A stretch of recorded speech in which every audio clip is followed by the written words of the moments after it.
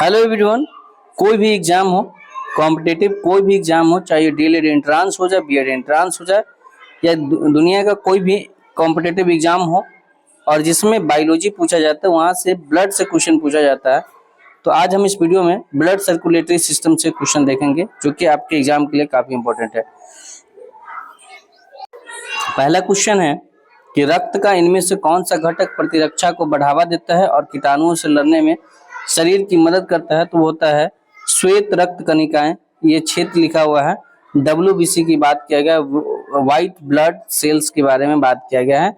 ये WBC जो है ऐसा है जो आपको प्रतिरक्षा करने की क्षमता देता है। मनुष्यों में सामान्य संकुचन और अनुशीतलन दाब कितना होता है? यानी ये बीपी के बारे में पूछा है, तो 120/180 होता है। ऑप्शन नंबर इसका डी करेक्ट आंसर हो जाएगा। रक्त का निम्नलिखित में से कौन सा घटक थक्कों के निर्माण में सहायक होता है? तो ये आपके प्लेटलेट्स हो जाते हैं, जिसे हम हिंदी में विवाणु के नाम से जानते हैं। अगला क्वेश्चन, निम्न में से कौन सा भोजन कार्बन डाइऑक्साइड और नाइट्रोजन युक्त अपशिष्टों का घुलित रूप में परिवहन करता है? तो ये आपके प्लाज्मा हो जाएंगे। Option number 1। छोटी आंत के अवशोषण क्षेत्र में बढ़े हुए अंगुलीनुमा प्रवर्ध क्या कहलाते हैं? तो ये आपके अंकुर कहलाते हैं, जो कि ऑप्शन नंबर डी में हो जाएगा। अगले सवाल पे हम चलेंगे। सवाल कहता है कि श्वसन वर्णक हीमोग्लोबिन इनमें से किसमें मौजूद होता है? तो ये आप खोजेंगे लाल रक्त कणिकाएं में, रेड ब्लड सेल में, आरबीसी में। ठीक है। इसके बाद निम्नलिखित में से किस वर्णक में ऑक्सीजन के लिए उच्च बंधुता होती है? तो ये हीमोग्लोबिन हो जाएगा। ऑप्शन नंबर सी इसका। निम्नलिखित में से किस रक्त समूह को सर्वदाता समूह कहा गया है?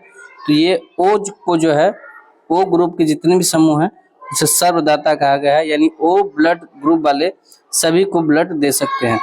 रक्त समूह ए वाले एक पुरुष का विवाह रक्त बी वाली एक महिला से हुआ जिनका एक बच्चा है जिसका रक्त समूह ए बी है। आनुवंशिकी संदर्भ में इसका क्या अर्थ है? तो इसका संदर्भ में इसका क्या अर्थ हो जाएगा? तो रक्त सी इसका आंसर हो जाएगा कि रक्त समूह ए वाले एक पुरुष का विवाह बी वाली महिला से हुआ जिसका बच्चा ए है। तो आनुवंशिकी संदर्भ में समूह ए का जीन और रक्त समूह बी का दोनों जीव प्रभावी होगा। कार्ल लैंडस्टीनर को इनमें से किसके लिए जाना जाता है? तो इसमें रक्त समूह के वर्गीकरण की खोज में, क्लासिफिकेशन ऑफ ब्लड ग्रुप के बारे में जाना जाता है। मानव शरीर की पीएच रेंज कितनी होती है? तो ये 7.35 से 7.45 तक माना जाता है। हीमोग्लोबिन में निम्नलिखित में से कौन सी धातु मौजूद होती है? तो आपको पता होना चाहिए लोहा, आयरन, लोहा। ठीक है। उसके बाद अगला सवाल जो है हमारे सवाल नंबर कितना, ये निम्न में से कौन सा शुद्ध रक्त संचार करता है? तो ये आपको हो जाएगा पल्मोनरी धमनी।